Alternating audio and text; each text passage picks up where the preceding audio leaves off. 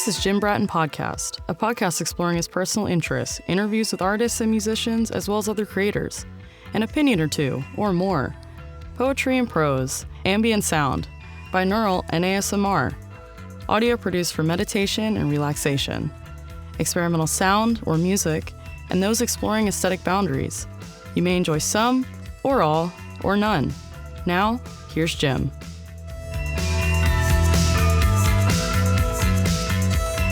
This is Jim Bratton Podcast, and today we're talking to Dr. Michael Malloy, who's a professor in the Division of Neonatology, the Department of Pediatrics at the University of Texas Medical Branch in Galveston, with 45 years of clinical experience. He's the Emeritus John P. McGovern Chair in Oslarian Education, who works with medical students on developing a greater understanding of and involvement in the medical humanities. That's the key that I like to see.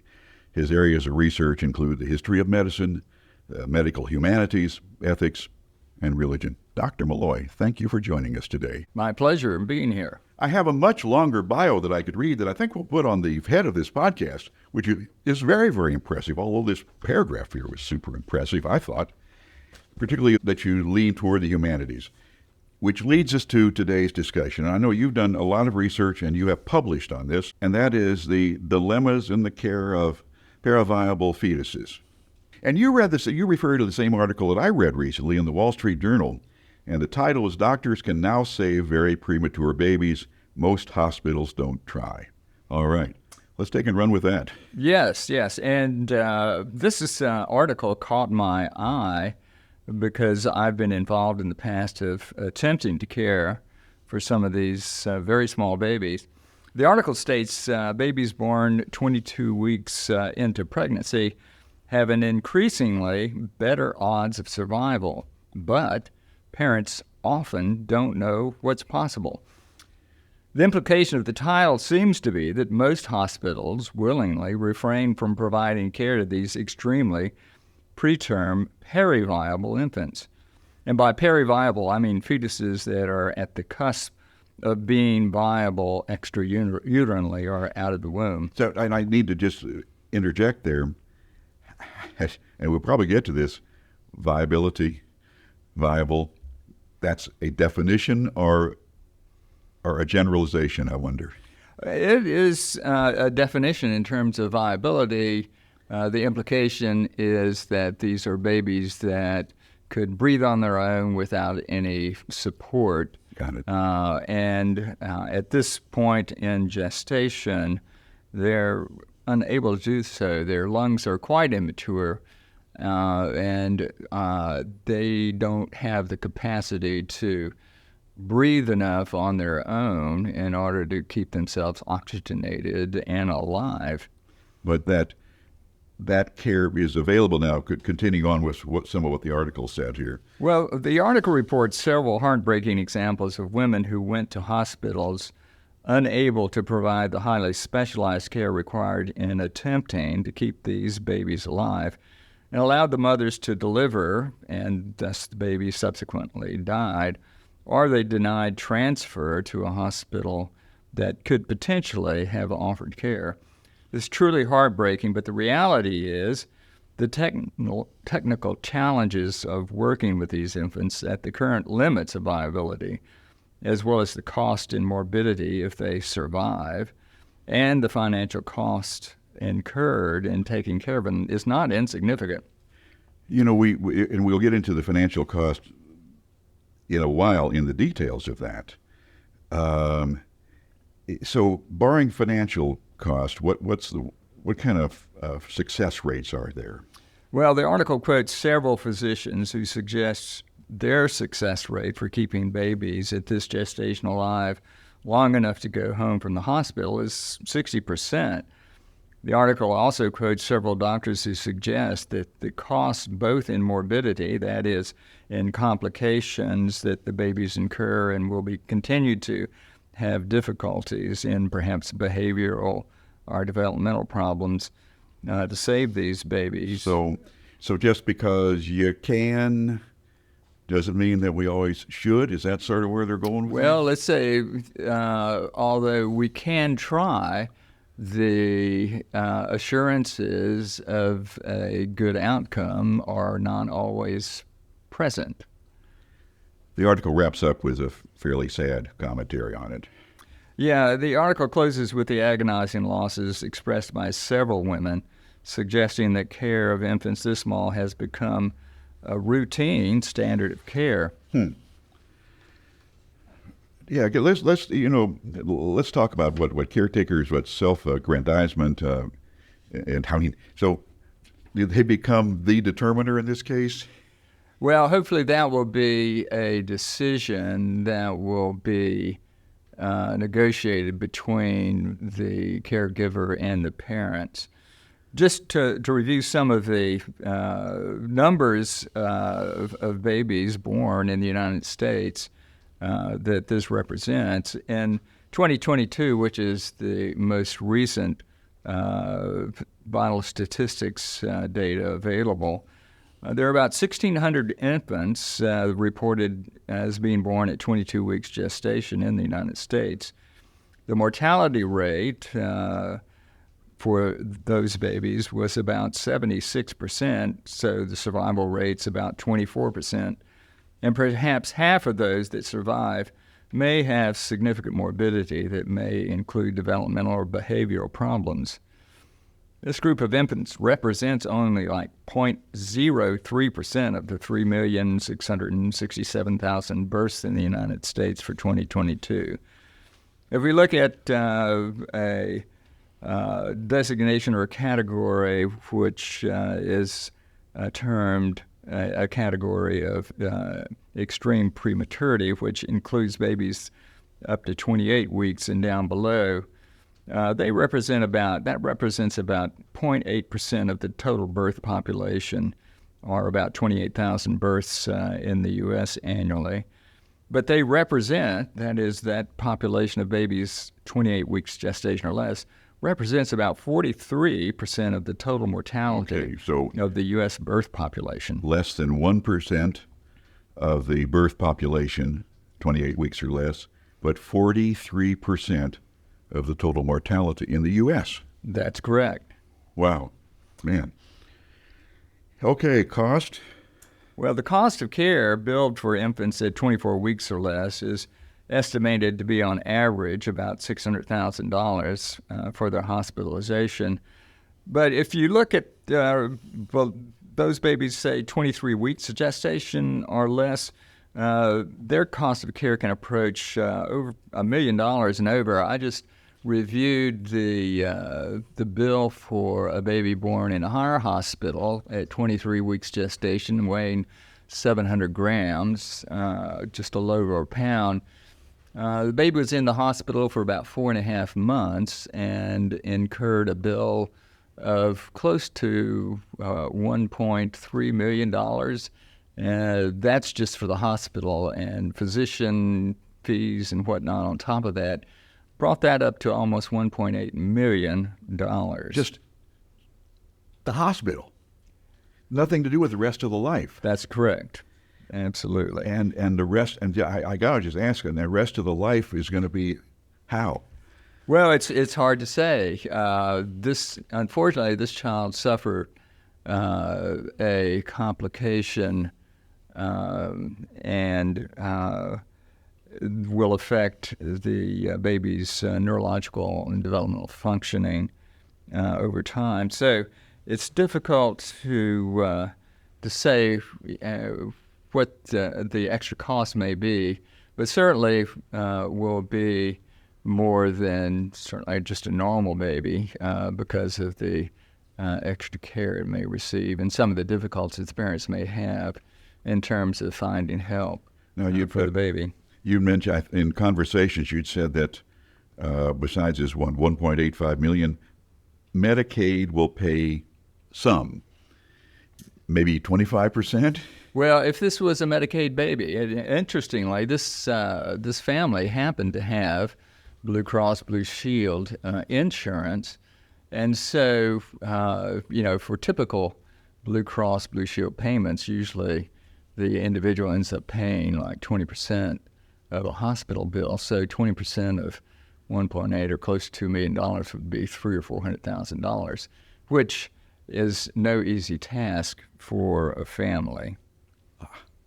I'm stunned. I mean, how many people could come up with that? Anyway, I know you've published on this, and how far the practice of neonatology has come since what? It's formal in the 1970s is when this whole concept began? Well, the neonatal intensive care unit movement and neonatology became fairly official in the 1970s. The first board certification that was done for physicians to become designated as neonatologists occurred in the mid or early 70s. And from there, we've moved forward. Just looking at an old textbook, 1971 edition of Schaefer and Avery's textbook, which was sort of the Bible of neonatology early on, they estimated the limit of viability to be around 28 weeks gestation and 1,000 grams.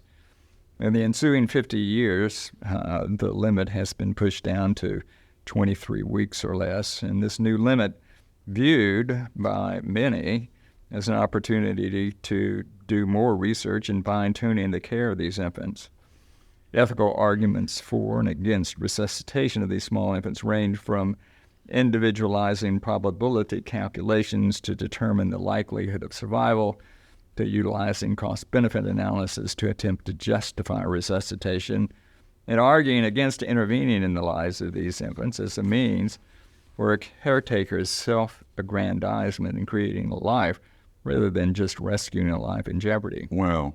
That's a fairly short sentence, but it sure says a whole lot in that sense. Well, it brings to bear the dilemmas in trying to figure out how to best work with families in particular in making the determination of whether or not to intervene and resuscitate.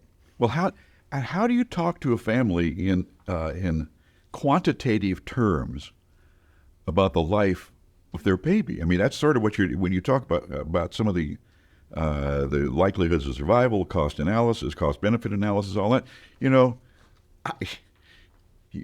How do you mix love and everything else into that when you have that conversation? Well, it's ultimately a value judgment, and to a great degree, a value judgment on the part of the parents in conjunction with a physician of whether or not to attempt to intervene and support the life of these babies. Some families will say a 10% chance is enough. Others will require greater probability of survival and survival without significant impairment before making the commitment to enter into the drama of trying to keep one of these small infants alive. And the efforts required to do so are dramatic and require commitment to endure the ups and downs associated with usually at least 4 months of hospital stay. This is where this $1.8 million starts to show up then, in terms of not only the time there, but the cost of it as well. Wow. Exactly. And despite how well physicians may attempt to prepare families for the issues associated with caring for these small infants, how well parents truly hear and understand the implications as they begin this journey is quite questionable. Well, that brings me to a question, and that is that as they're having this conversation, those families have got that sphere of anxiety around them as that conversation is taking place. How does the physician know if they've truly even heard what there's? I mean, that's the crux, I think, of what you're saying there is do they really understand? Does it get through? Well, you can hope that it does, but it takes multiple conversations, and hopefully it starts before the baby's delivered, and hopefully it starts before the mother comes into the hospital, knowing that she may be a woman who might deliver extremely early, beginning a conversation about the issues associated with having a baby this small, and trying to inform them the best you can, and hopefully they'll hear this. And then after the delivery happens, at least our practice is to, if the parents make a value judgment that says we're perfectly happy with providing comfort care to the infant at the time of delivery, if it's like 22 weeks gestation, we'll certainly honor that request. If they say, which is most often the case, we need to do everything possible, we'll tell them that we'll examine the baby, evaluate the baby at delivery, and if it looks like it may have a chance of survival, we will intervene, attempt to resuscitate, and that we'll go on from there. It may be that after 24, 48, 72 hours, it's apparent that the baby doesn't have enough lung maturity, or there are other issues. We will offer them the opportunity to say that they would like to stop support, and would honor that. Most of the time, parents have difficulty with that, and they will want us to continue, and we will continue to the point where it's apparent to the physicians that the situation is terminal, that the baby does not have a chance of survival, and then we'll continue to attempt to press that case to withdraw support. Fortunately or unfortunately, some of these babies will survive for long periods of time, and it may be as we move through their time in the hospital, with further conversations with the parents, they may decide that it would be appropriate for us not to at least advance care any further than we currently are. So, good old-fashioned bedside manner plays a big, big part in this, doesn't it? Yes, and again, it's really taking the time to develop that relationship with the family and to understand their values and where they're coming from, and then seeing where we go from there. It's a very difficult business. One can't predict right off the bat who's going to survive and who isn't.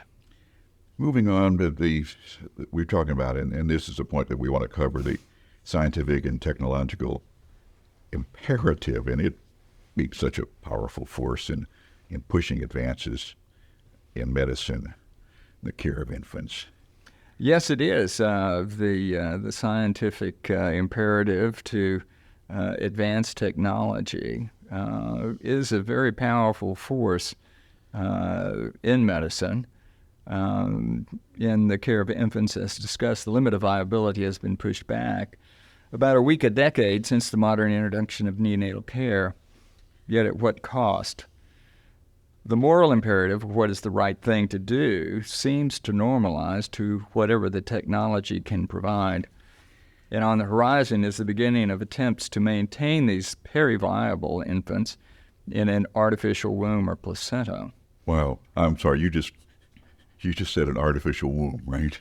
That's correct. And wow. They've been working on this idea for 60 years. I can remember my old mentor, Dr. Nichols, had talked about that 50 years ago when I was in medical school, and how what we really need is an artificial placenta. Well, they've been working on this for about 60 years, and then they've come to the point where they can successfully maintain lamb fetuses for periods of times in these environments. And now human trials are being considered. The ethics of how informed consent is obtained from vulnerable women desperate to save their periviable infants is challenging at best. And how physicians explain these trials as experiments or life-saving technology will certainly bias the decisions of these women. Can physicians be truthful as they move to introduce this technology? Well, my awkward question is, or my awkward statement is, depends on how active they were in the development of that technology, and how much personal investment they have in just making that happen. Is that a fair question to ask or observation to make? Well, I think that's a fair question. There are only a couple of centers in the United States that have taken this technology to the state that it is now. And I imagine those will be the centers where the first trials of it will take place. But and certainly that's one of the challenges of having developed the technology. That is the bias for, well, we've developed it, now let's use it. But again, the developers probably are not going to be the people at the bedside who introduce the possibility of it to the family. So that siloing, in essence, is not a bad thing necessarily. That's probably true. Well, where do you think we're going to go with this? Well, I think the limits of viability will continue to be pushed lower. And will there be, however, a point at which the moral imperative will acknowledge that there is a point in the creation and sustaining of new life extrauterинely or outside the womb that should not be violated, and will override the scientific imperative to implement the technology to do so. Wow. Aldous Huxley, in his 1932 novel, Brave New World, visualized the dystopian world that evolved when humans took over the reproduction of other humans. And whether that fantasy comes to fruition has yet to be determined. Well, I'm just sitting here sort of stunned on this conversation. I mean, I knew that science and medicine had moved this far along, and I've never had anyone explain it in this kind of detail, in this kind of depth, blending the philosophic and all the moral and the scientific all together. Dr. Michael Malloy, thank you very, very much for joining us today. My pleasure. This has been Jim Bratton Podcast. We hope you have enjoyed, been inspired, informed, angered, or otherwise emotionally stimulated. This is your booth announcer, Sierra Sakel.